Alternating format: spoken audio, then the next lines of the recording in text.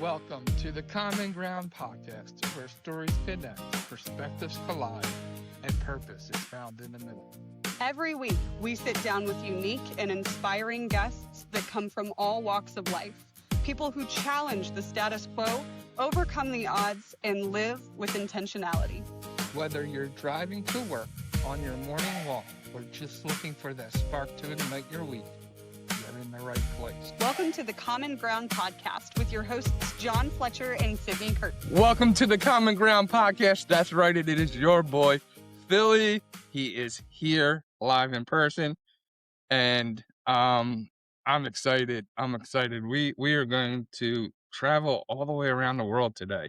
So always, it's just not me by myself. So as always, Sydney looks good in Scotland, Sydney looks good in Iran, Sydney looks good in Australia, and Sydney looks good in America. It is the World Cup edition of Sydney Nicole. But hey Sydney, how you doing today? Doing good. How are you, Philly? I'm doing fantastic. So as always,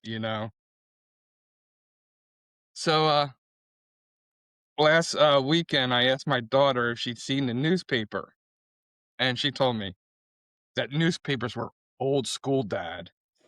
And she said that people now use tablets nowadays, and handed me her iPad. And when she handed me that iPad, that fly did not stand a chance. Yeah. Oh, boy. Why did the journalist stare at the orange juice container? Because it said concentrate on it. Oh, boy. The dad jokes are dad joking this morning. Oh, I love it. Let us know, as always, what your favorite dad joke was in the comments. I'm going to go OJ because it's morning time. So, Yes. concentration. I'm glad that wasn't a true story, because I would not be happy replacing an iPad. Yeah.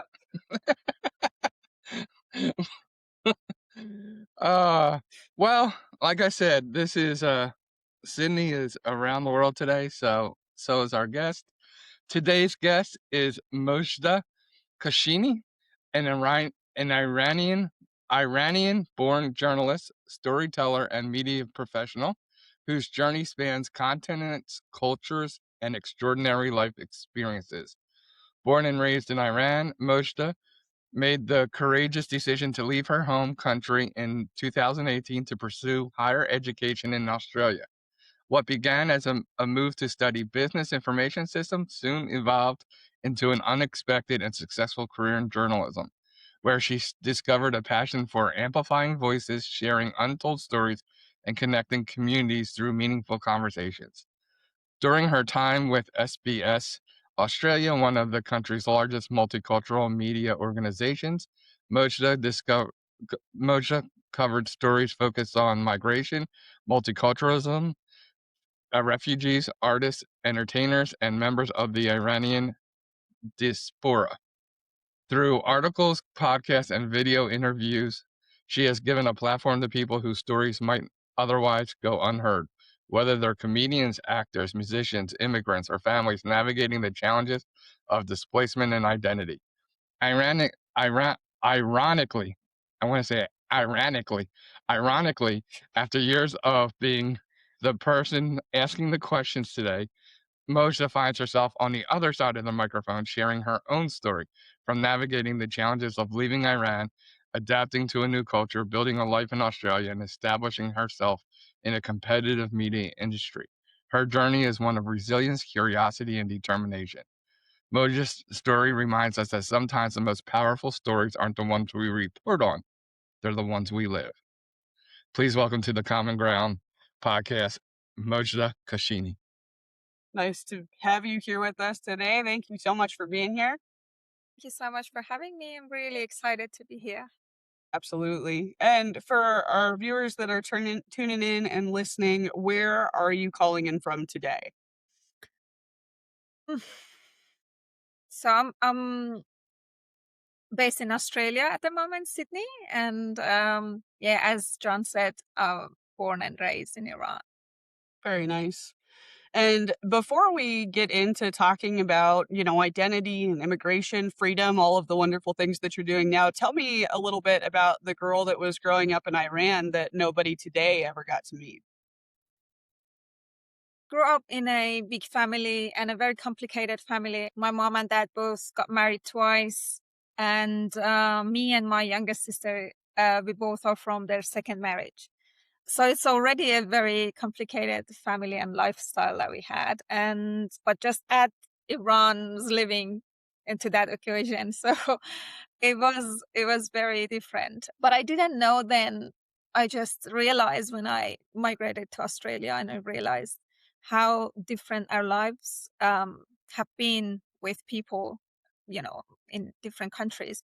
But even before that, I had the chance to travel around the world and just do my job as a content creator and travel content creator before I moved to Australia. So I had a chance to visit countries and get to know different cultures. So from those early days, which was I think more than 15 years ago, from very young age, I kind of got to know different cultures and got to know that what I lived and my lived experience was really different with most of the world, at least.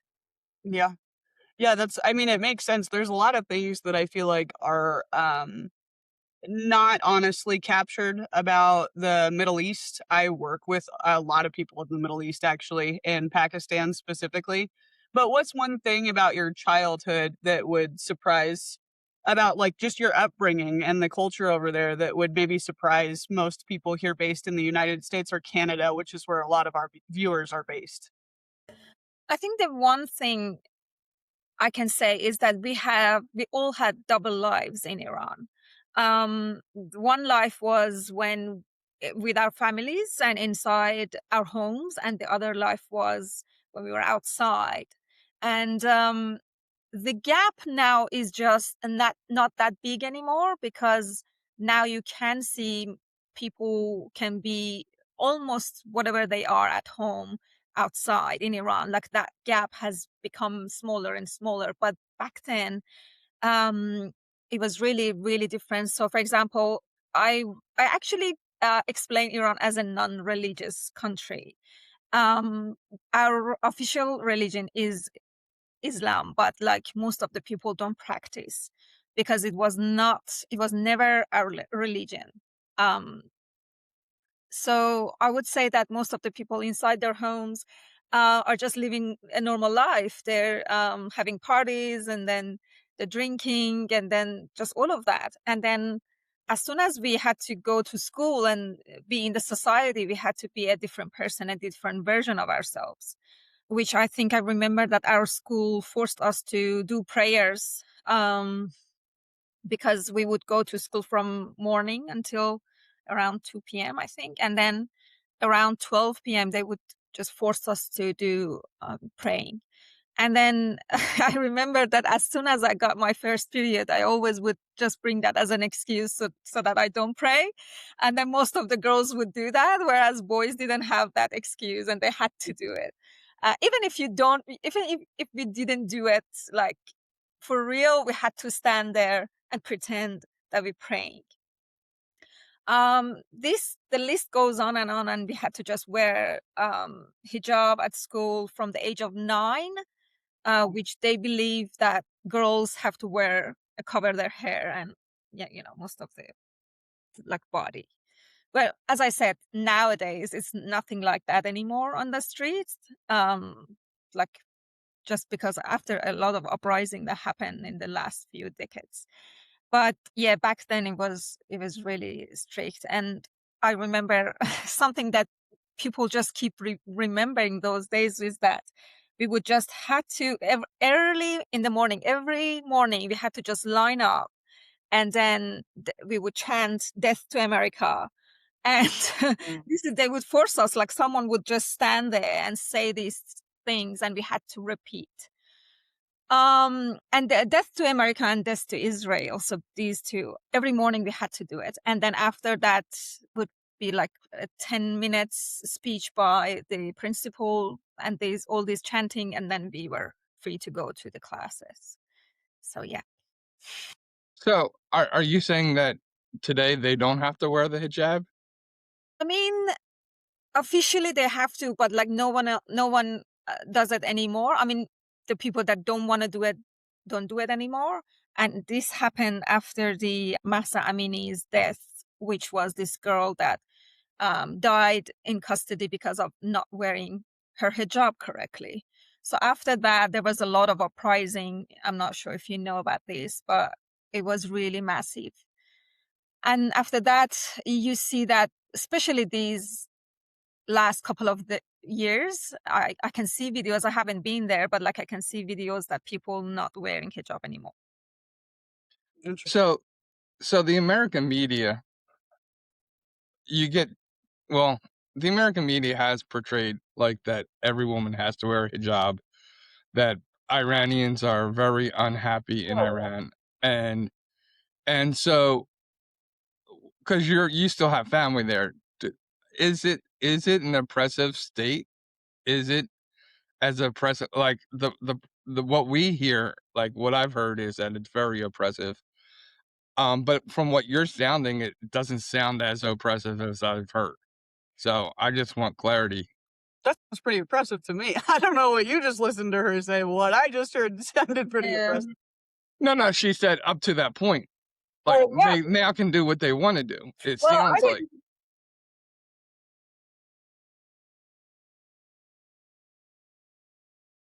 That's why I'm asking for clarification. I'm asking. Yeah, no, it's just well, back then it was really, really hard to live as a woman, and I'm a very free. I'm a feminist.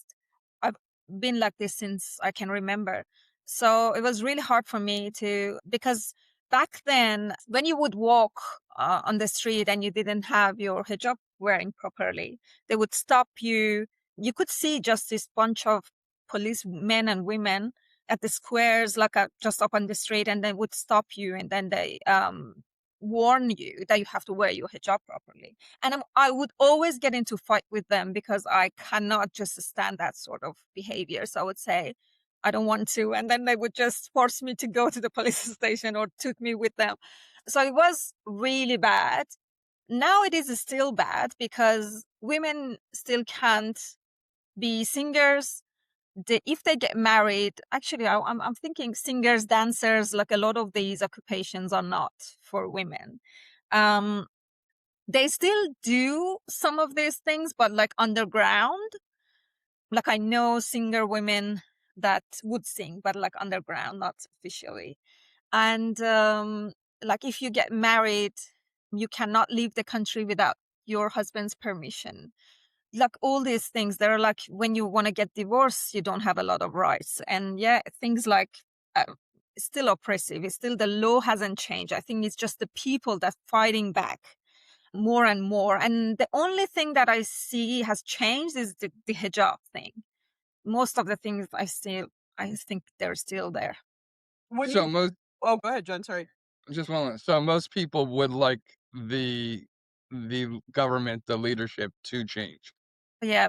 Oh yeah, that's what we see, all these uprising, because people are just, but that's not just the case. The economy has been worsen and worsen over the past 47 years, and people are just, I just read an article today that people are to the boiling point. Like even back then, like the inflation is crazy there. You wake up every morning, you see different price lists, you see a different number of inflation. Like it's crazy. I don't even know, I don't even understand how people are living, because it's just with all these sanctions and then the poor management of this government, like I don't know how they're even surviving. So it was not just that. There were a lot of factors that people are just, fed up. I feel that way about Colorado. Colorado is now the third most expensive state in the United States, and that's where I'm from. I live here in Colorado, USA, and my goodness, it's expensive out here, but we're making it work. When you say it didn't wear their hijab correctly, was there something like what is it that you could get in trouble for? What were women doing wrong? I put in air quotes.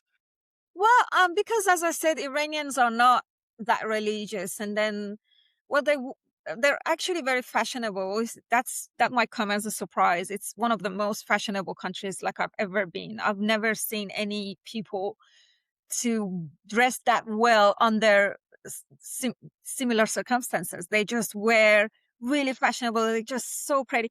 And then, like, they wanted to wear the scarf because we were never like it was not like nothing like a niqab or something. It was always a scarf and something that we put on top of our like top and pants, like something that covers up to here, and then it could just come up to our knees or something. Is that the law that women have to be covered all their whole arm and Yeah, up to their knees? yeah, something like that. So back then they would just every year and every era and every president had their like one of them might be a little bit more restrictive and the other one would be like what they call it reformist. So those people they would just make it a little bit easier, but then all of them are the same. But like I can remember at some point that it would be really strict. Yeah, all these hijab and this dress code. And yeah, if you wear like your scarf like that and your hair is out, they could just stop you. And then if you resist to wear it properly as they say, they would just take you to the police station or like keep you there for a few days until you one of your parents come and pick you up or things like that. Good grief. All right. Wow. That's crazy. What are you thinking about, John? I'm watching him squint. When did you know that you wanted to leave, or like not know that you wanted to leave? I guess because you said you've always been somebody that travels, and that's always been your passion and learning about new cultures and new places. I guess what was it like for you leaving Iran? What was that process? Because were you unmarried? Did that make it easier for you, or? Yeah, but I have a very we used to say my dad was a dictator. He was really hard on us. It would not take it easy. And I was the only one from my family that did what I did. And even before I migrated to Australia, as I said, I was traveling all the time. And then, and I was living by myself since when I was 18, 17, 18. Um, and then everyone was like, "How do you do this? You don't even let your father know you're going abroad or something." And I was like, "You know what?" And but I fought for that. I fought really hard for that. For years, my dad would be just as strict as he was years ago, and I just have to fought for every single thing that I earned after that. So I was like, I have to. I want to leave on my own. And he was like, no. I was like, yeah, I'm gonna do it. And I would do it. And then we had like a huge fight, but then I would do it.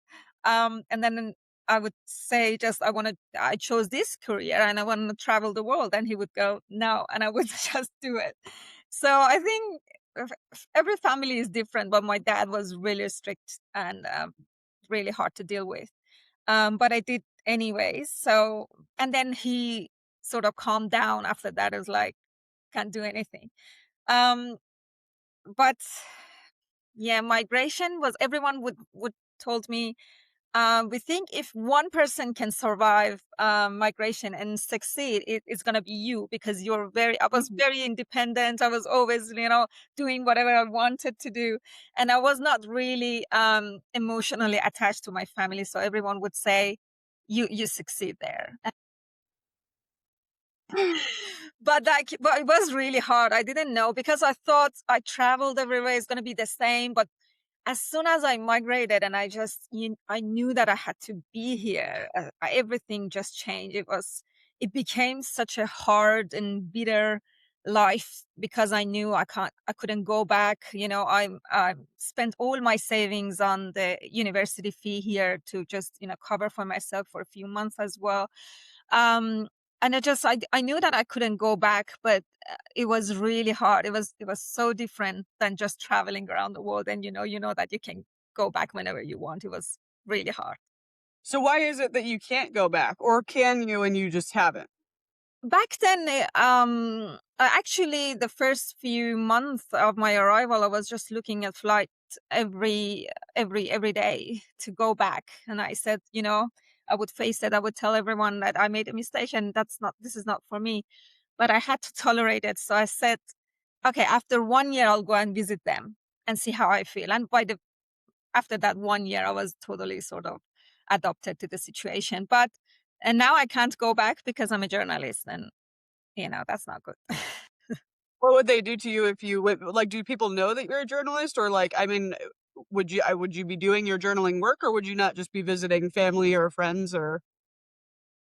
Go just to visit, but I don't think because they probably not know you when you get there, but they will examine everyone when you enter the country. So what happens most of the time when you want to go back, they will keep you there.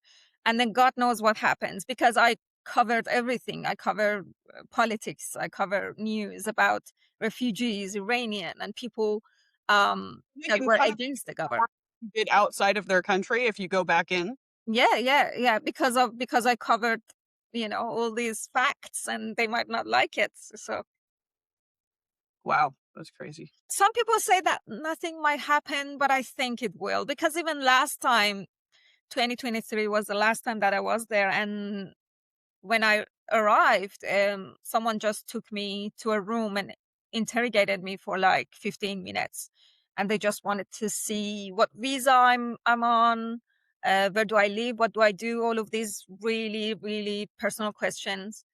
Um, yeah, how long you've been there, how many times you've been back, all these questions. And that made me really nervous. And I told my mom that I can't, stay here if they just don't let me go back. What then? And then by the time I just, because I stayed there for a month and a half or something. And by the time that I wanted to go back, I everyone was so stressed that suddenly I would call them and say, you know what, they got me and I can't go back.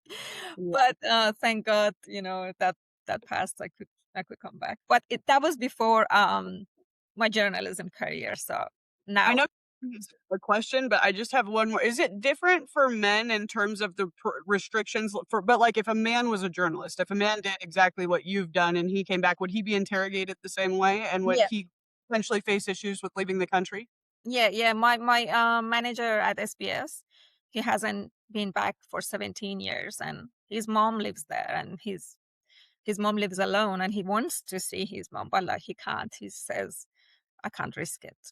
So how does Iran feel about the government about Iranians working with people in the United States? Because there's a lot of people in the Middle East that have a US based business, but a lot of them work remotely from their home country. What is the government's take on that or their perception of that work? It depends on what sort of business you're doing. I don't think they really care about if you're doing an IT business or a tech business or like whatever. But I think they are really sensitive about my work.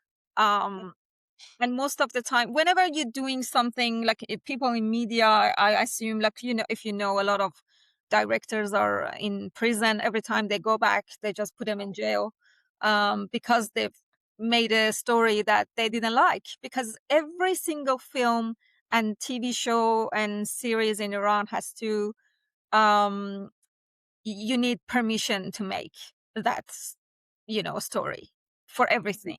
All the concerts, they have to have government permission to be able to perform. So when people just do this outside the country, government don't like it, and then normally they put you in prison.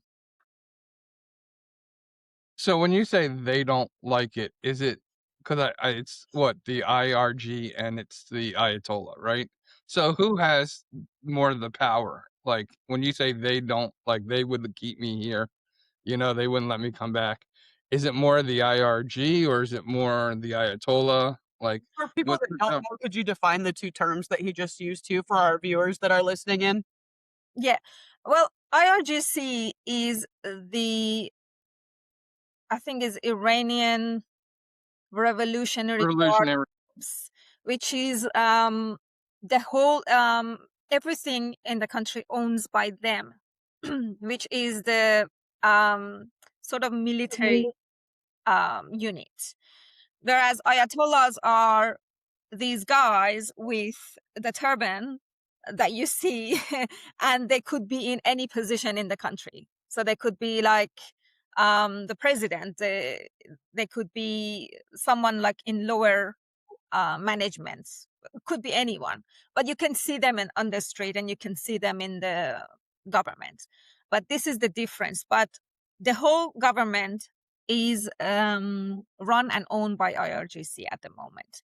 And they started years ago, they started buying all these really big properties and businesses and everything. So now it's like a very big holding company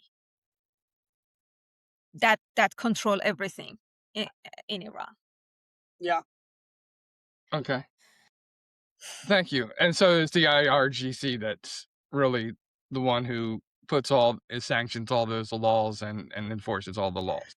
Um, Actually, it's more complicated than that.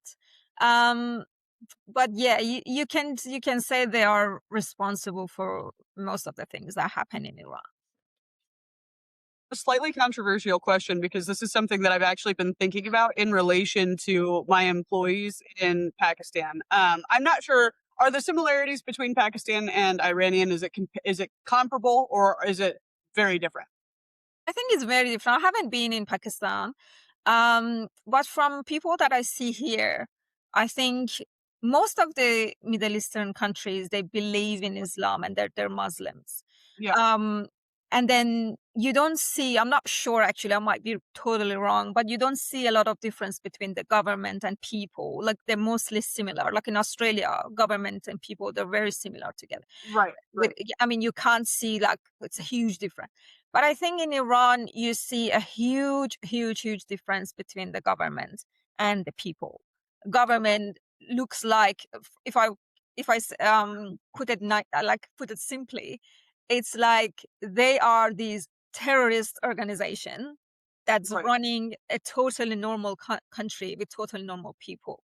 And people don't even share the same values with them, don't believe what they believe in, don't want all these things that they want. It's just, Yeah. I think that's one of the biggest misconceptions about Iran, that people think Iranians are similar to their governments, but Mm. that's not true. Yeah. Well, and that's what I appreciate that, because that was kind of where I was going with that question. When you say that the schools make you chant "Death to America," that's a pretty extreme thing for people here in the States. I mean, it's extreme anywhere, right? So I'm Yeah. not denying that. And I also heard your story and the honesty behind it about, like, a lot of us just pretended to pray and stood there, but like we had to chant these things before going into school. I'm not denying the fact that you still have autonomy and authority to think for yourselves, but there is a perception here in the States that these students are brainwashed. Do they still do that to students today? And two, how can Americans work with people in Middle Eastern countries like I am with a barrier of trust like that? Because when you hear that, it's like, how could we trust anybody over there? Um, well, I think everything solves with dialogue. I really believe in dialogue, and I really believe in conversations and honest conversation. And what we see these days, mostly like in Australia, I'm not sure about the US, but like here, people people are afraid to ask questions and afraid to talk about these things. Whereas I think that they should be able to talk and they should be able to ask questions, and it's okay if that question is um I mean, silly. I mean, no question is silly. I mean, because if you think, for example, Iranian women can't go to school, don't think that you can't ask that because we might get offended. I mean, probably some people would say it to hurt us, but I think we know what the difference is. If someone's asking these questions honestly and genuinely and don't know about this, want to know more and want to get to know us, but or someone just trying to hurt us by saying, "Oh, I've heard like women can't go to school in Iran," Yeah. which happened to me, and it was my previous boss, her husband. And then we were just having dinner, and he said, "Oh, I've heard like Iranian women can't go to school." And then his wife said, "Well, Mojdeh's here to study." Like, you know what I mean? Something that if you Yeah. think about it a little bit, you would just stop yourself from asking these sort of questions because, okay, if I was not allowed in schools, then why I'm here and how I'm studying my further education here. So just, yeah, these things I think you have to consider before asking any questions. But at the same time, I don't want people to feel like they have to hold back because they might offend someone. I think if we take that barrier away, people start talking about everything and they get to know each other. And I think like you with I don't know, a few minutes we're chatting, you kind of get what sort of mindset I have and how do I live and what do I believe in. I think it's not that hard to understand people. And I do think that there's a fair barrier that the media creates because when anybody sees something so extreme as what the media portrays as happening in the Middle East, I don't know that I'm with you. I don't think that we can call any question a silly question because that is so foreign to other countries in the world that are not as restrictive. I mean, the next place that we could go is Korea if we want to talk about countries with restrictive laws and things like that. Like now we're going all the way over to way east. but I just so I agree with you that it starts with honest conversation, but it's something that I admittedly even had a hard time when I was hiring people to work for me and going back and forth between India and the Philippines and the Middle East because it's software development. And there was just this trust barrier that I found myself encountering. Like it was easiest for me to trust the people in the Philippines.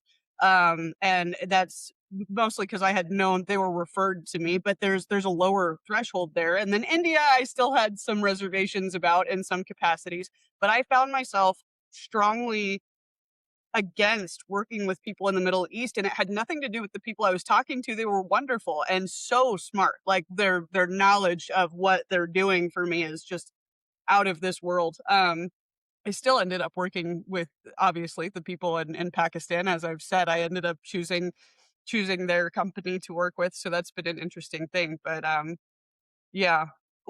When you left, because what age did you start traveling? Let's start there.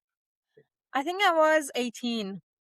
Okay. So when did you realize how many limitations you actually had in your home country? Was it when you started traveling, or did it really not hit you until you had moved to Australia for school?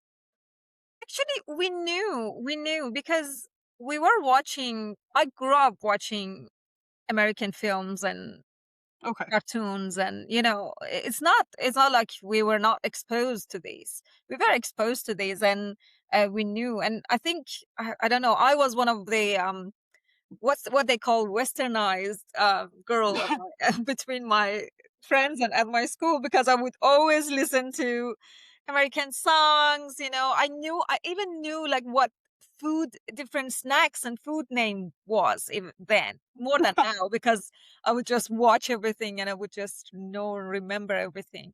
I still call a lot of things here their American names, and everyone's like, "What is that?" Right. Right. So, like, I was just having an interview and I said Ivy bag. And the guy said, "What's an Ivy bag?" And I was thinking, where did I learn that word? And I remembered back when I was watching Grey's Anatomy and we were talking a lot about Ivy bag. And then I was just trying to explain to this guy, but I thought, like, Australia, it doesn't have a lot of, common What's words. it called there? I don't know really. I actually don't know What what else to say. is that? Pretty straightforward. That's so fun. So yeah, I was exposed to all of that, and a lot of my friends were as well. But my sister always says that you always used to tell us from when I was really young, a teenager, maybe even before that, that I want to migrate, and she Right. always says you finally did. I always thought that I won't be get that, but I don't think if I were living anywhere else, I didn't want to travel. I always wanted to experience different kind of thing because I get bored really easily and really quickly. As soon as I get comfortable in a position, in a job that I'm doing, in a country, in a school, everything, I just want to move on to the next level and see what else is next. So yeah. I don't know if I answered the question or not. You did. No, you absolutely did. I think that most of us know countries headlines, not humans. And so I appreciate your perspective on like that piece of being willing to ask questions, even if it may seem silly, because government and people are not the same. And that is just abundantly clear in this conversation to me. Yeah. And I think there's a thing that if you follow the news, especially like now everyone knows about Iran because it impacted the whole world because of the oil. But before that, people don't follow news, most of the people. So they don't even know where Iran is when you say you're from Iran and they have no idea like where that is. Which Mhm. I like a lot of our people say, oh, they don't even know where Iran is. And I say, okay, and I don't even know where Congo is. Like, that's So, fine. Not everyone's supposed to know where everywhere is. But like, I just think if you follow news a little bit, and now everyone knows because it's oil and it's impacting their life and it's impacting cost of living. So now everyone know where Iran is, but in a bad way, in a right. way that okay, these are like and we know we hate them as well. We hate the government as well, and we know what they're doing. And like for once, we're kind of relieved that people understand what government we're living in.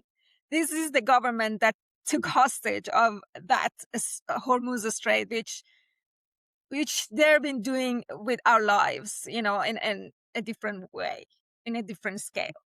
So yeah. So now that you're living in Australia, what do you miss about Iran?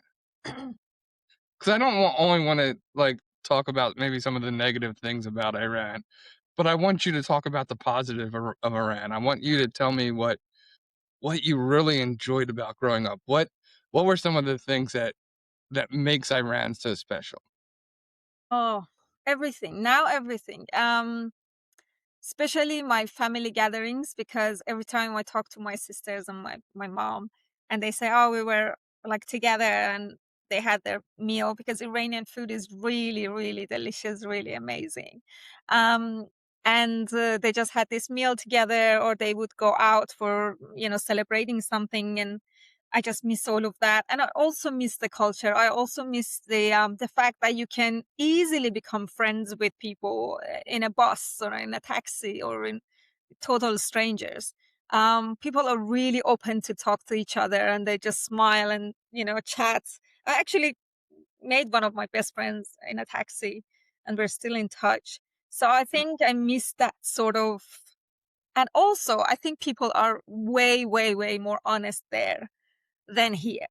Here, you see a lot of politics.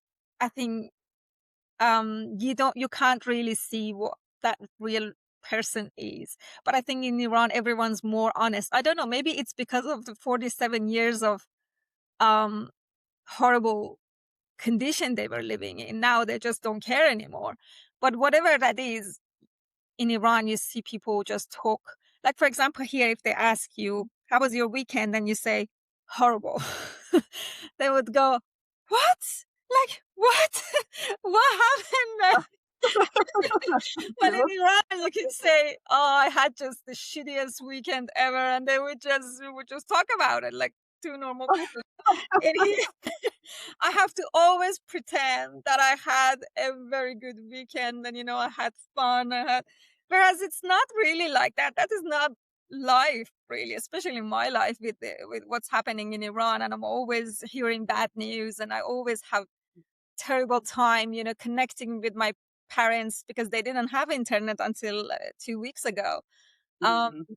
so I can't really talk about how I'm feeling, what I'm going through with my colleagues and friends here. I mean, Right. non-Iranians. So yeah, I think I miss that warm culture where you can just, chat with everyone and everyone's really cool about it. I want to talk about the stakes of leaving for you because it's not the same other places. Like we've spoken with guests that have immigrated to the United States or Australia, wherever it's been that they have like they've moved and uprooted their whole life and done what you did in that capacity. However, it's not the same because you knew that there was a chance that you wouldn't be able to go back.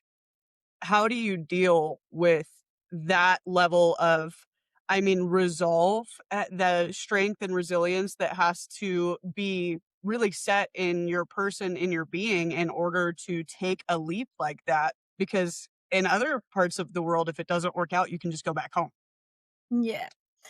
I didn't know if I can't go back. I actually went back a few times after my migration. I just knew I couldn't go back when I took the job as a journalist. And the first time I remember that I wanted to interview someone um, that escaped Iran because he was gay and he was scared. I mean, he was under persecution, so he had to escape. He was an artist, which I also wrote an English article about him as well. Um, the first time, because I knew if I talk to him and I tell his story, probably will be the moment that I can look back and I can't go back anymore. So that time, I think I just thought about it for a quite long time. And my manager said, look, if you didn't know and you're scared and you want to go back, you don't have to take the job. You can just resign and it's fine. And I understand. And I looked and thought to myself, like, what more should I allow this government to take from me? And this is my dream job. And I've always wanted to do this. So if I just, let them to take this one as well, then I won't forgive myself. So I said, I'm gonna do it. So, you said it was your dream job, but you went to school for business, correct?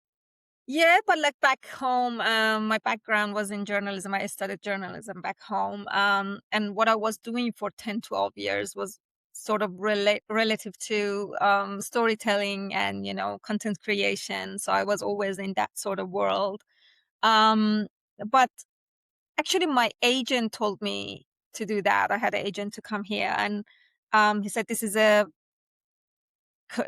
sort of like a major that you can find career there, and they give visa easily on this one because my visa for the United States was rejected before I applied to Australia. So I was scared. I didn't want to get rejected again for some silly reasons. So he said that, yeah, if you study this is like on demand at the moment, and you might be able to then transfer it to a skill visa. So I said yes. Yes. What Oh, go ahead. Go ahead. not just the cost, but what kind of, because you talked about the cost, but what kind of adjustments did you have to make living in a new country? Like, how did you how did that adjustment period go for you? I think I'm still learning to adjust. Um, I think culturally, I really needed to adjust and I needed to learn how to behave in a work environment here.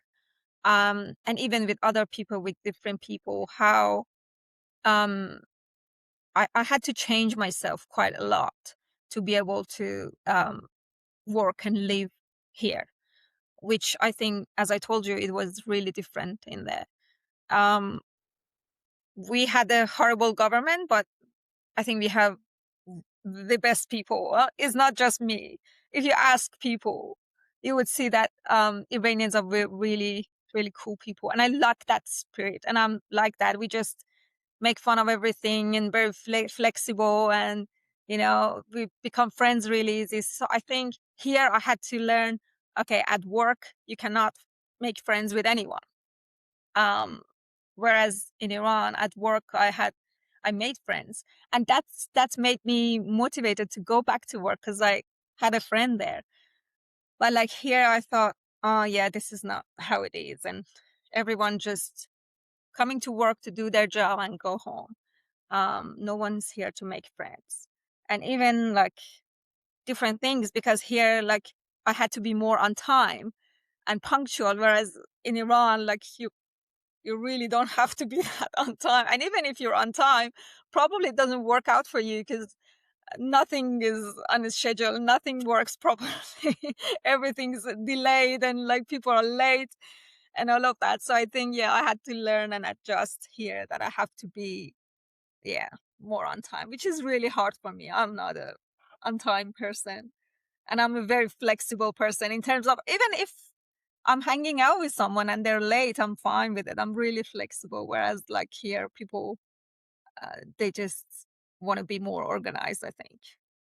It's funny that you said that because the first thought that I had was that I have like my employees and subcontractors that I work with and around, they say those exact words all the time, but they don't actually mean it. Where they'll say, I'm just here to do a job and go home, or they'll say like I can't wait. Like, and it feels, if you didn't understand the culture, it would feel as though they were saying F you. Like that they're saying kick rocks kind of thing. Like, I don't want to talk to you, I want to do my job and I want to leave.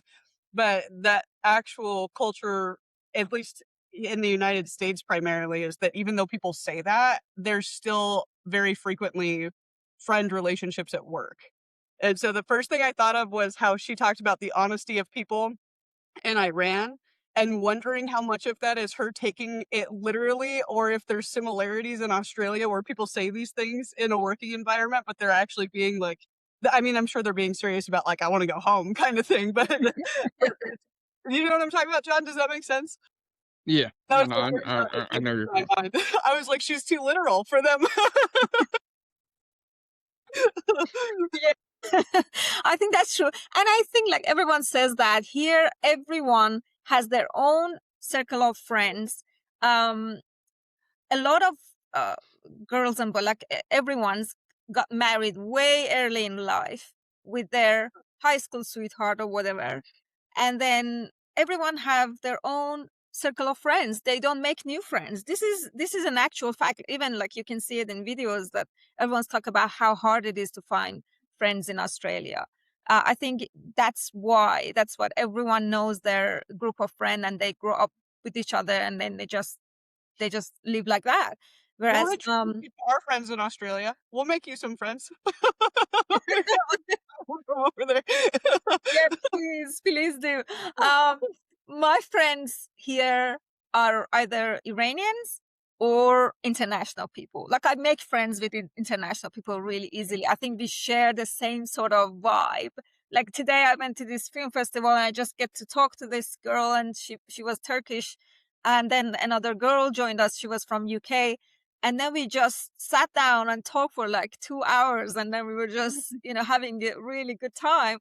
I think because we understand how lonely we can get as migrants here. So we become friends easier. Whereas here, Australian, they have their friends already. So they just don't make an effort to make friends. That's so interesting. I'm not laughing at you. I'm laughing at the concept. So I like it though. It's good insight. I think that's a really other thing we can really look at is the life of a migrant, because you as a reporter, that's a huge aspect of what you like to do is talk about immigration. But as an immigrant, what are some of the things that you see just going from one country to another country, obstacles? What are some of the things that I guess prejudice people that may have against you? What kind of stuff did you experience that way? Um, how how hard did it how hard was it for you to find your tribe, your group of friends, you know? um, well, it was really hard. But the thing is, with Iranian at least, you can go to one group and you can make a few groups and a few friends, and then you, through those friends, you can find another group. And then that's what happened when I first came here, Melbourne actually. I think I went to a volleyball team that they're playing every Sunday. They still do. They were doing 10 years before me. So, and I just found a lot of friends there, and we became good friends that we would hang out outside of the game. Um, and like someone just referred me to someone. One of my friends lives in Iran, and he said like, I have a few friends there. Would you like to go out with them? And I said yes. It was just my very first few days, And I went out with them, and through that group, I made a few friends. And then, that happened. And then finally, after 2-3 years, I found my own people that were really similar to me throughout, again, these groups, which I'm still friends with. In Sydney happened quite fast because I just met this lady back in Melbourne. We went to this same event, and then someone introduced us and said that this lady lives in Sydney as well, and I just moved to Sydney. And then she took me to a few groups, and now I have a lot of friends. And she is really good friend of mine here.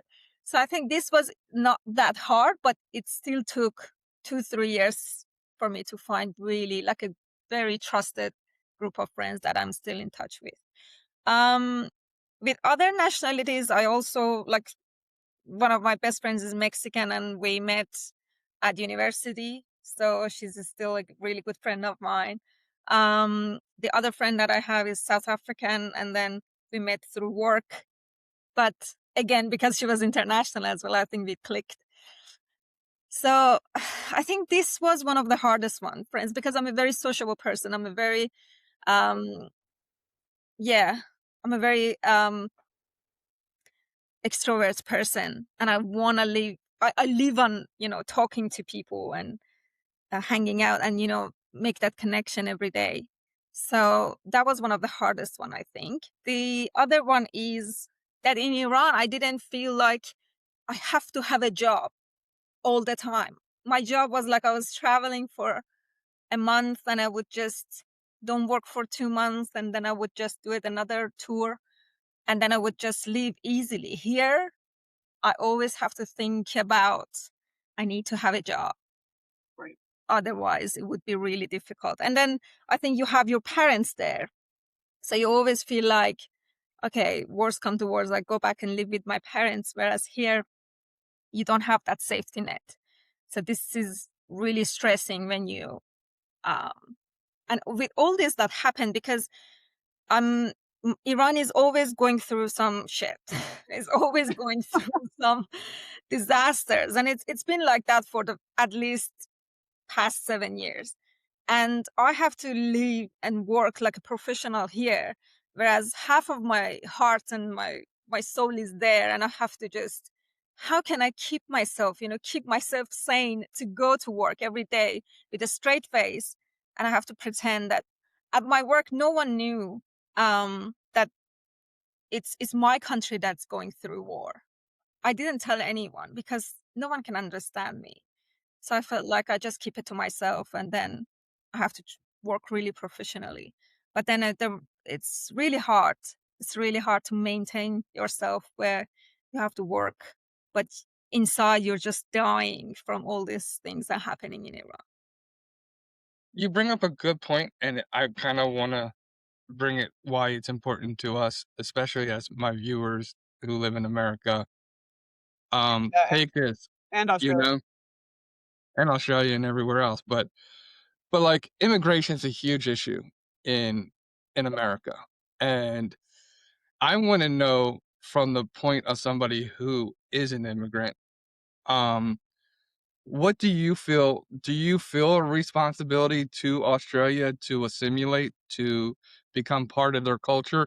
Or or is your total line still to Iran?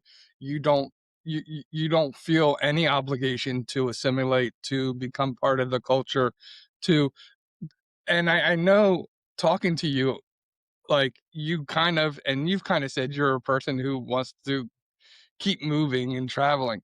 So for you, I kind of find that you you you're not even going to be here long term, so that probably plays less into you. But just as an immigrant overall, if you were thinking that Australia was the place that you were going to continue to live, do you feel any responsibility to assimilate or become part of their culture or to adapt their ways? Because I think we could possibly have, as Americans, wrong expectations of people who immigrate to us. So I want to hear from somebody who is actually an immigrant. I absolutely feel that to some extent, you need to try your best to accommodate, like, and adapt to the culture that you're living in, because it's just not possible. It's not compatible. You can't just hang out with your own friends from your own community and don't even try to fit in. Um, that doesn't mean that you throw out your culture and your traditions and forget about all of that and become totally Australian or American. But I think, for example, I did a lot of volunteer works because I believe that I have to contribute to the country that gave me home. And I still do. I still am doing volunteer jobs all the time. And I think it's just everyone's job to protect the country that they, provided a safe home for them. And I feel that responsibility as well. I feel like everyone should try their best to fit into that culture and contribute to that community. This is what I feel. But that doesn't mean that I can't celebrate Nowruz or I can't, go to these Persian events that we do. Like we have like 3, 4 major ones in a year. And that's also necessary, but you have to work and work hard actually to try to fit into that culture. I think I have that responsibility. Yes. So if you were, let's say you were a leader of either Australia or Iran or somewhere, and immigration, they say, should we allow immigration to happen? Should we open our borders? Should we close our borders? Being that you've had this experience, or maybe a leader comes up to you and says, as an immigrant, I want your opinion on whether borders should be open, borders should be closed. What expectations should we have? Should we put requirements on? What would you say to a country who is dealing with whether they should have immigration? What kind of role immigration should play into their country? Because they need immigrants here, actually, for sure. I'm not sure about America, but like here they need immigrants. But I think they should only accept legal immigrants. But there are some exceptional circumstances and cases like humanitarian visa, which they gave to 2 of the women football players that came here and they stayed because they couldn't go back. And the rest of them that went back, God knows what's happening to them. So I think there should be some exceptional cases like this that protects people that are genuinely are not safe back in their homes. But Mhm. I think that generally it should be just legal migrants to the country, and that also have to have um a maximum. Like you can't just say the number should be like defined from the beginning. You need to know how many people you're bringing into the country every year, as much as you need. And also, like, there are a lot of policies that, like, somewhere here, like Australia can do and they're not doing. Like, there are a lot of cities that are low populated and they need people there. And I'm pretty sure a lot of Iranians would love to go there and work there. There are regional visas, but they're not really that common and then don't bring a lot of people. And for example, they need a lot of doctors here. Why not bringing doctors from Iran and make it easier for them to come here and work as a doctor? Because a lot of doctors come here and they can't work as a doctor. They can practice. They have to, most of them, they're doing researchers and things like that. So I think Mm. you should just make it easy for the skills you need, at least, and it's on demand. Because here you can wait up to 6 months to just see a doctor, a specialist. And it's extremely expensive. And it's because that's why they don't have enough doctors.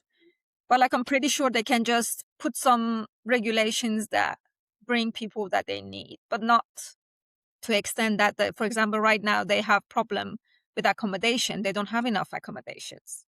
So if you have the infrastructure and then you can bring legal immigrants, I think that would work. That's what I would say. Because I came legally, and then my process, my like everything, my documentations, my everything was just went through a lot of steps for me Right. to come here. So I think that is necessary. and stuff. One, I guess a couple. One thing you said earlier in the in this podcast, and I want you to define it because I I normally don't agree with this term, but I understand from where you came from that term that you used. And I don't know. I'm looking at Sydney to see if she can figure out what term. I was thinking about it. I don't know. I'm sure as soon as you say it, I'll be like, oh, how did I or maybe I thought that and it's just not coming back to me right now. I don't know which part you're talking about though. We've been talking for an hour, so it could have been a lot of things. Yeah, you called yourself a feminist, Yeah. and All right. usually that has a really, for me, it has a negative connotation because I don't think I think it started out probably like when women don't have rights. I believe feminism has its place, you know? But when feminism becomes I don't need a man, men are worthless, then that's where feminism loses me. So how when you talk about describing yourself as a feminist, where do you fall on the line of that? So let's just go back to what you said. Why do you think, who says that we don't need men or we hate men? Who says that? Oh, I've been on the Whatever podcast here in America. Shout out to Brian Atlas. Really? Oh my God. I've been on his podcast. It's one of the biggest podcasts in the world. Like he's got a great platform. I personally think he's a little bit of a jackass. I've been on his show, so I feel like I can say that because I was on the right side of the table. But he just brings women that come in and they do OnlyFans work or prostitution or feet finder accounts. Like there's a bunch of weird stuff that they do, but they claim that they're feminists. So here in the States, feminism gets warped into this realm of a very liberal political connotation that also associates with like the LGBTQ, ABCD, whatever alphabet community. And it's become very politicized and socially there's not a gray line anymore, whereas like the actual definition of feminism is a person who advocates for the social, political, economic, and legal equality of all genders. And if you boil it down to that with how literal she is, so I'm glad he asked this question, it makes sense from your point of view, especially with the restrictions that you have. I could see the psychology of growing up in a country where you don't have the same rights as a man on a literal basis. And that definition of feminist, I can completely get on board with. But I'm telling you, if anybody here in the States tells me they're a feminist, I don't want to be their friend. You are the exception to this rule. You know what? I think I understand that because I've heard that and I've seen it in videos that people say. But I don't think, I think with everything, with every religion, every belief, um every idea, there would be some people that they're not, they're extremists in that sense. And they're saying things that don't really belong to that idea and that ideation. I think that's the same as this one because um, there are a lot of people that saying these things, which really doesn't even, it doesn't belong to that idea when it started. And everyone says like, oh, this is just too much, or like, we don't want to, this is just extreme. I think it's still really crazy and people don't know that, and people think, oh, I mean, sure, I understand what you're saying. and I always say, if it wasn't because of the feminism, we didn't have a lot of rights that we have now, a lot of rights, even basic rights. So I think we still need to, and everything that, I always say this, everything that became extreme in some sense, there was a need for it because it was so bad, it was so like backwarded, that society or that rule, that people had to just push so much to get to this point. I still think it's not an equality. There is no equality because how do you, like, Sydney, you're a woman and I'm a woman, and our body does not work like men. but we have to work the same hours and the same days in a week as equal as a man. But like I really don't have 10 days of And then he's like, we this. gotta talk to him about this. Go on, sorry, finish your thought. I always talk about this, and like people like we're still not even equal because I cannot really 1 week up to 10 days of my month is gone. I'm just in the worst mental and physical states, and I have pain, and I am just. But what's so now? I think my company has a leave called menstrual leave. I think, which I think we have like around 5 days or so, which is amazing. It's a big step. I don't know if America is doing that or No, not. that's not. But like I'm pretty sure in a lot of countries this still doesn't exist. And like me and my partner, we always talk, and then he always like, "Oh, you're always sick," and I'm like, "Yeah, because I'm a woman. I'm always just fighting with these things just to live normal." And he never took a sick day. He never took one sick day off, and I'm always just struggling to maintain myself to be able to go to work. So it's still not equal, and I think it's we still need more push. But I really don't advocate people that go too far in a term of that we don't like men, or like we hate men, or we can't live without them. Of course we can live without them, but it doesn't mean that we want to, and then this is like a necessity to be a feminist. And I think the real thing is that we really don't want equal rights. Just like you said, like your woman's body's different. You need to do stuff. But your rights as an individual, you should have the right that, to do everything that a man. We got like, and that's where I think it becomes women get caught up in this. Well, no, we gotta have equal, like everything. But we're not equal. We're made differently. We're made I'm physically actually different. mad at the woman that started this movement because if we were in a pre-feminism decade, I would be at home making bread and not. It's like I had it good. Why did they have to speak up? I pulled up the statistics before John gets into it. He's going to say, I know he's got more to say on that. So in Australia, one woman is killed every 9 days by a current or former domestic partner in Australia. That was in 2022 to 23, 89% of intimate partner homicide victims were the women in those scenarios. Whereas in the United States, approximately 34 of female homicide victims were killed by a current partner. They found that more than half of murdered women are killed by a current or former romantic partner. And in Iran, a woman is killed every other day publicly. And that is as of 2024.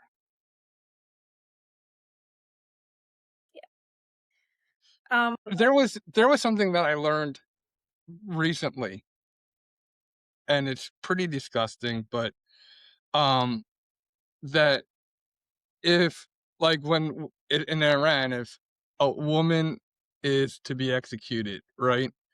And she's a virgin, they will literally rape her so that she can't die as a virgin yeah, before like they actually rape a woman I think to they do. execute her.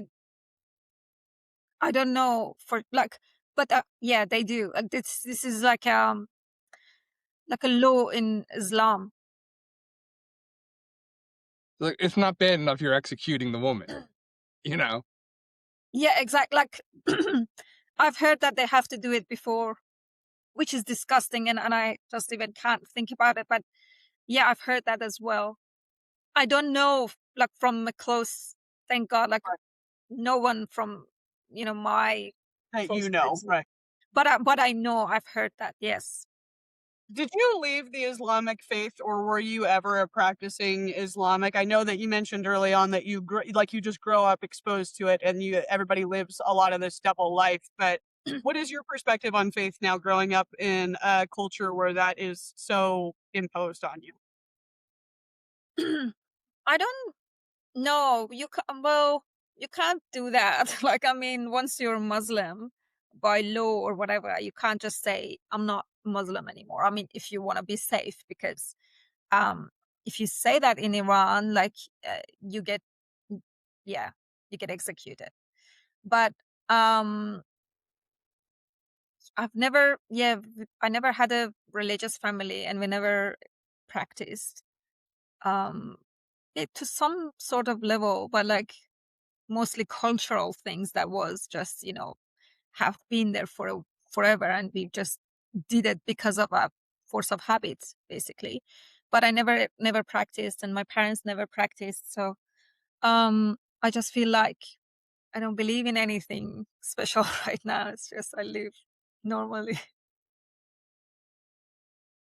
Religious. Yeah, I've heard that like Iran has like the record for most mosques that have closed or something like that. Yeah. I think this happened because of the recent uprising. Mosques that have closed. Oh, yeah, I think it's just because of the uprising that happened. But but the government just keeps spending on building more mosques. Like, this is their agenda. They want Iran to be an Islamic country. They just want this. They wanted this forever. And they never celebrate, they never let us, not like let, but they never officially celebrate Iranians' cultural and traditional ceremonies and celebration. Like, we don't, whereas we should celebrate Nowruz, which is our New Year, or the fire festival we have, which is really big, and it has been big for thousands of years in Iranian heritage, but they don't celebrate those. But they will celebrate all the Islamic occasions and mourn 2 months. It's like whole countries in mourning because of these prophet that's been murdered years ago. And they just make the whole country, everything is black, and they just keep the country in mourning. If you could go back to any point in your life and give yourself some kind of advice, what time would you go back to, and what would you say to yourself?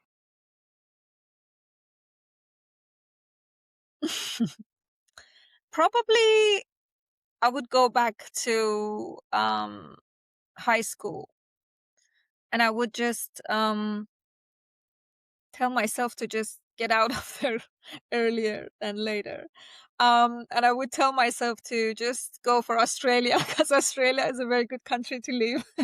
And don't even try to, because I wasted 4 years of my life trying to get into these states. I was applying for the visa and I got rejected. And then I remember I was applying for university, and my lecturer there said that, oh, you can't give up, just apply again. And then I applied again and I got rejected. And I told her that you don't understand, I'm an Iranian, I probably won't ever get a visa. But it took me 4 years to just finally say, enough is enough, I'm just gonna go somewhere else. So probably I would just say, and I would come here way earlier if I could even come before my university, like when I was 18, 19, I would do that. Because I can see that if I were here when I was 18 or 19, I could just be way more successful, I think. Not that I am successful now, but like I could be successful to some extent. So that's going to take us to our key takeaway segment. Hi, I'm John. Some of you may know me as Philly from the Common Ground podcast. One of the principles I live by is proper planning prevents poor performance. Most people plan vacation backwards. They pick a destination first, and then they try to figure out what to do once they get there. The result? A good trip, but often not the experience they were really looking for. See, at Experience Vacations Travel, we do things differently. Instead of asking, where do you want to go? We start by asking, what experience do you want to have? Do you want adventure, relaxation, family memories, romantic getaway? A bucket list experience you'll talk about for years. See, once we understand the experience you want, we can build the vacation around it. Because a vacation shouldn't just be a destination. It should be an experience. If you're ready to stop planning trips and start creating memories, let's talk. Experience Vacations Travel, where the experience comes first.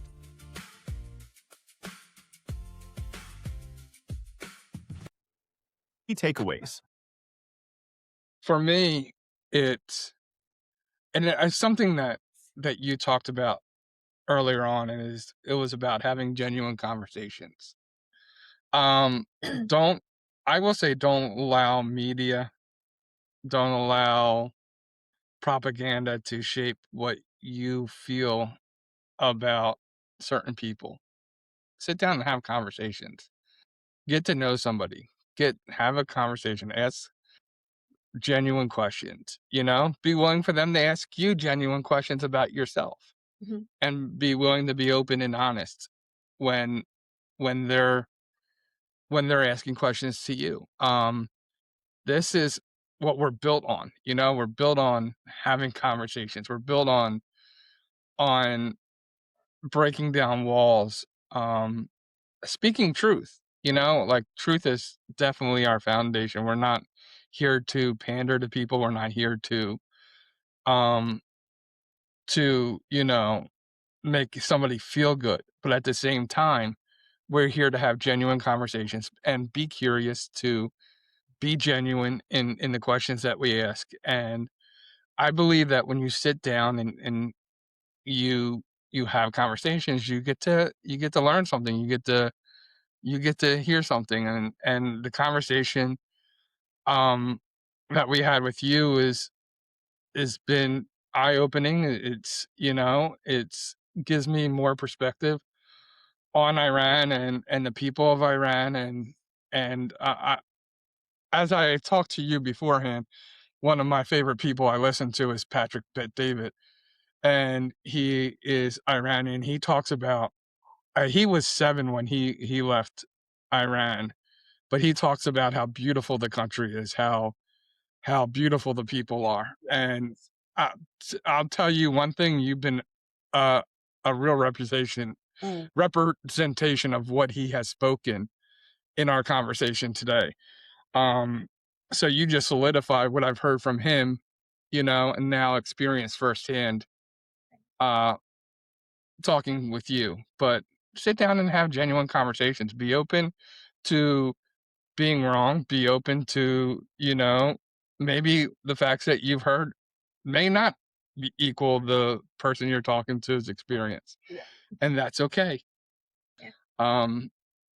But yeah, it's just that genuine conversation of, it's been a pleasure. So It's been really good. I think that my biggest takeaway is very similar. I mean, the world becomes a lot less scary when you stop meeting people through headlines and start meeting people through their stories, right? I know that I was somebody that 2 years ago had major misconceptions about the Middle East, and it's not, to your point and testimony today, that these things aren't happening. It's the fact that entire nations get reduced to these headlines while millions of ordinary people are raising families and chasing dreams and building careers and having parties with their friends, and we shrink people down to that. So and I guess to go a little bit different, since John kind of, like, just to reiterate that, another one of my key takeaways is that um not all courage looks like running towards something or in something. Sometimes it means having the courage to walk away from everything that you've known, and trusting yourself to be able to build an entirely different life. Like, we celebrate people for winning battles, but we rarely talk about the courage that it takes to go back to being a stranger somewhere else. It's not painted the same way. To start from zero and to rebuild a life that nobody can also see while you're grieving this old one, that there's this was home for you, and it's not the same as moving from Canada to the United States or Canada to Australia or whatever, wherever it is. It's just not. So I commend your bravery, and not the loud heroic kind, but the kind that was boarding a plane with a one-way ticket. That's pretty incredible. Thank you. Thank you so much. Thank you both. Yeah. the first person that really changed my perspective about the Middle East, I guess I have to include this too, was he's a dear friend of mine now, Shabazz, and he is also in Pakistan. So it seems like a lot of the people that I know are in Pakistan rather than Iran, but it was really healthy perspective for me and makes me appreciate him and my software development team just a little bit more. Thank you. Thank you, guys. Yeah, it's been a pleasure. I really enjoyed our conversation because I thought I can talk about anything and be myself, um, which doesn't happen. I mean, it happens still in my life, but not that often. So I really appreciate this. And I think, you were reaching out from another continent and, I'm sitting here in Australia and then we're talking about Iran. It's just. I know. If you wanted viewers to have one gold nugget of wisdom to walk away from, or one key takeaway from this episode and the conversation we had today, what would you want them to know? Can I be selfish and talk about Iran and Iranian people, or should I just say something to It's your moment. just get to know Iranian and just talk to them and have a conversation and have a decent conversation and realize and hear about their stories and hear their point of views and see how different they are from their government and how peaceful they are, and they're just really genuine people with a lot of sense of humor that they just want to work hard and make that country, the country that they're living, a better country, and they really respect their values and share the same values that you do. And most of them back home, they lived a very normal life just like you, and nothing that we see on, as you said, headlines, through headlines and on news and everything. Because even the news, and I work in news, and I know like some news, like for example, ABC in Australia went to Iran and just showed that part of Iran that we didn't want and we don't feel connected to and don't feel related to, which pissed a lot of people. So I think still with a lot of these information, people still believe what they first see. So I think just break that barrier and talk about anything, and make a conversation. I love that. Thank you. So do I. And for our audience, this is where we ask you to write your key takeaway. Write any experiences you have about Iran in the comments. And yeah. And while you're writing your comment, be sure to subscribe, especially to YouTube. We're about to hit 1K. So help us get over that goal of 1K on YouTube and help us strive towards 5 and 10K. Follow, share this episode if somebody could use to hear this different perspective. Share this episode to somebody to allow them to get a personal, different maybe opinion of Iran if they have a different one, and show them somebody who actually lived there and has experiences there, so grew up there, so and hear their story. So yeah, thank you. And this is going to bring us to our final segment called the Final Five. Final Five. Who is your hero and why?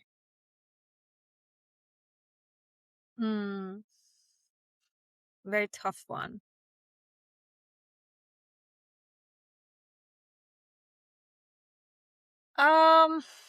Well, I have different heroes, I think, because there are some people that I admire, but there are some people that I just like.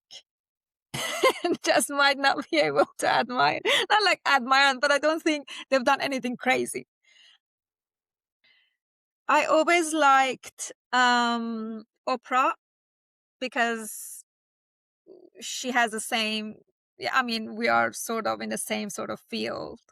And I always liked from how far she's come from where she was and now things she's doing. She's my role model. I would love to have a show like that where I can ask questions that nobody can ask and nobody does ask maybe, and just bring guests from everywhere, from every corner of the world, and just talk to them, have a good conversation, have a genuine conversation. I really like that. There are a lot in Iranian which you don't know, which I'm not gonna say because there are gonna be a lot of unknown names. Just give us one. Just give us one name, and this could be something that our audience can go research. Okay. So there's this poet, Furugh Farrokhzad. If you just Google her, you'll find her that she was a poet and a filmmaker. We're going to put that on the screen, insert name on screen. Link will be in the comments because I wouldn't know how to spell that. Yeah. I would just type it here for you. I mean, I can't type it here. I can't. That's okay. We'll put it on the screen. I will send it to you later. But yeah, she was just this brave woman that wrote poems that at the time it was really forbidden and frowned upon, and she just broke that barrier. And yeah, she was totally herself. And well, some people said that she made a suicide, but she died in an accident. But some people said that it was just she did it herself. But she's just this beautiful, amazing poet that did filmmaking as well, and I really like her. I just really admire her. Yep. That's awesome. And I want to be Oprah just so that we can give away a house here, give away a house there, give away a house there. You get a house. You get a house. You get a house. Yeah, I mean, she's amazing. Isn't she? Stop it. Okay. What is a place you're well traveled? You were a travel influencer with your traveling blogs and things like that for a long time. What is one place that everybody should visit before they die? Iran. Really? Yes, All Iran. right. I mean, I can travel right now, but when everything settles, hopefully, better days, Iran is just very beautiful and magnificent. My friends that live over there send me Snapchats of it frequently, and the beach is gorgeous. Yeah. Yeah, I would say like I love because we have beaches at the north side of the country and the Right. south, and both of them are like so different with each other and so beautiful. And we have just this jungle and foresty area which I was born in, and we have the desert and people just camp in deserts, and just experience the culture is not just solely about the country, but just the culture. Very cool. John, let's book a ticket. Gotta get my passport first. I'm not going alone. I definitely, if I can get my passport, I'll definitely be willing to. There you go. Hey, and I can get us a good deal because I just became a You're private traveling. advisor. So any of our viewers who want to go on a cruise, a Disney thing, hit me up. Yeah, hit Philly up. Hit me up. I'll get a deal for you. That's so.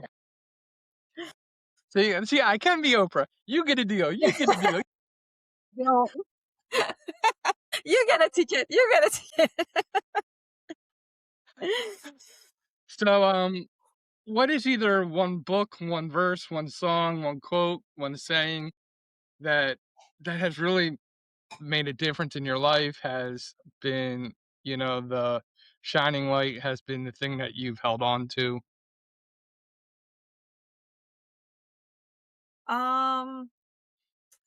I think there was just this recent song that I found and I listened and it made me cry, which I can't remember the name. I think the name was something with sun. Um, but it was saying all I wanted was a little bit of sunshine. That was just the first verse, which really stayed with me, and it just made me cry because I remembered like all we wanted as a nation, and all I wanted was a little bit of sunshine and a little bit of normal life, and we didn't get that, unfortunately. So yeah. We can still hope for the future, though, right? Yeah. What is one cultural tradition that you will never let go of, even if you never go back? um As in tradition, how can this be? Maybe it's a tradition, maybe it's a comfort food, maybe it's something that maybe it's just something that's unique to you and your home country. Gathering at each other's house, where we don't bring anything.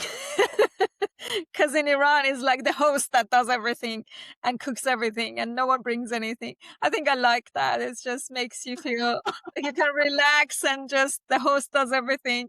But then when you invite people, you're screwed because you have to do everything yourself and you can't expect people to bring anything. But I still love that.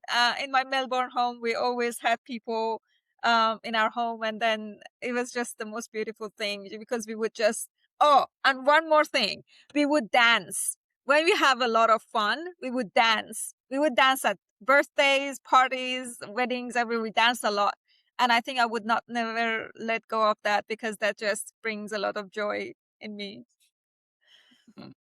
Good stuff. I like it.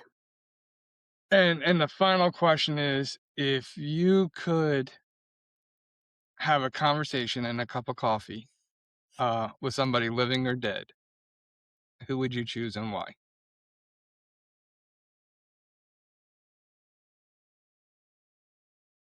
Robin Williams, Mm, mm. I really loved him. I truly loved him, and I think he was this genuine, amazing person. And I think he was a really good person inside as well. Like, I really liked him. So I would probably just have a cup of coffee with him and ask him about his journey and his life and just learn a little bit about him. And also that poet, yeah, that would also be my top 3 that I would just definitely want to have a conversation with. I just want to know what she went through. Yeah. Yeah. One of my New story. one of my favorite comedy clips of all time is and this is stand up, is Robin Williams talking about the invention of golf. I Have you ever heard it? No, I have to watch it. Do Google YouTube Robin Williams, who created golf, and it's about a Scottish person. Make sure you take the longest clip because if they do the shortened one, you'll miss parts of it. It is hilarious. It is hilarious. I'll definitely But watch it. if you love Robin Williams, you'll love that clip. I love him. I have to watch it now because I don't know. I haven't seen it either. Well, thank you for being with us today. This has been an incredible episode. For viewers that want to connect with you, maybe hear more about your story, follow your work and your journalism, where can they go to find you? Where can they connect with you? Instagram is where I'm really active, and it's just I probably post every day or like put stories every day. More professionally, LinkedIn, if they want to collaborate, work, anything like that, that's also available. Awesome. Thank you. And we didn't even get into a lot of your story, and we eventually would love to have you back to talk about that part. But it was very, I think, great for our listeners to get a non-propaganda view of what Iran is, growing up in Iran, and even about a little bit about immigration from somebody who is coming from that thing. So this has been an excellent episode. It's been very educational. I think it's been awesome. So thank you so much. Thank you. Remember, when we take the time to hear someone's story, it gives us the opportunity to find common ground. Thank you, Mojdeh, for being our guest today. And for Sydney and myself, it has been our pleasure being your host. And you have been listening to the Common Ground podcast. God bless and good night. Good night. And that's it for today's episode of the Common Ground podcast. We hope you're leaving with a little more perspective, a little more purpose, and a whole lot more inspiration. So thank you for joining us today. We appreciate it. Thank you to our special guest. If today's conversation moved you, encouraged you, or challenged you in any way, don't keep it to yourself. Share it, rate it, leave us a review. Your support helps us reach more people who need to find their own common ground. So for John Fletcher and Sydney Curtin, we'll see you right here next week, same time, same place on the Common Ground Podcast. Please take a moment to listen to this disclosure from the Common Ground Podcast. The Common Ground Podcast is dedicated to exploring commonality among individuals with diverse perspectives. Our guests may present unique worldviews related to health, psychology, and overall well-being. Please note that the Common Ground Podcast does not directly promote or endorse any specific ideas, concepts, or actions discussed during our episodes. Listeners are encouraged to approach the information shared with discernment and to consult with their mental and/or physical health providers before making any changes to their health or wellness practices. The views expressed by guests and hosts are their own and do not directly reflect the opinions of the Common Ground Podcast. Your well-being is important, and we advocate for informed decision-making. Thanks for listening.